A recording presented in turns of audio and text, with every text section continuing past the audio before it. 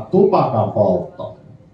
Olen huomannut, että tupakan poltto on tosi haastavaa nykyään. Et jopa ulkona, kun mä menen polttamaan, mun pitää tosi tarkkaan katsoa, missä mä saan polttaa, missä mä en saa polttaa. Ja jopa mun hammaslääkärillä oli ongelma mun tupakoinnin suhteen. Hän sanoi mulle, että tiesit sä, että toi sun tupakointi vaikuttaa sun erektioon. Ja mä sanoin hänelle, että ei, kyllä se on tää paikka, mikä siellä vaikuttaa. Ei mulla koskaan se sun hammaslääkärissä. Uskomaton tilanne. No niin, kato, herrankin heräsi sieltä. Mahtavaa, tervetuloa meidän mukaan tänne. Hei, tässä on meillä stand-up-ilta menossa tässä. Mutta kerkit ihan hyvin mukaan, me on pääesiintyjät tulossa tässä vielä. Hyvää huomenta vaan.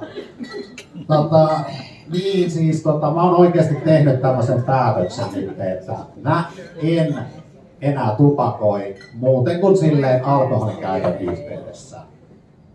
Niin on sit pakko ollut alkaa ryppäämään duunissakin. Mutta mä oon oikeasti havainnut hyviäkin puolia siinä. Ei enää vituta läheskään niin paljon se lasten ikinä. Ja ihan hyvin se koulutussekin on pysynyt. Ei siinä mitään. Hyvinhän se menee. Ei, kiitos.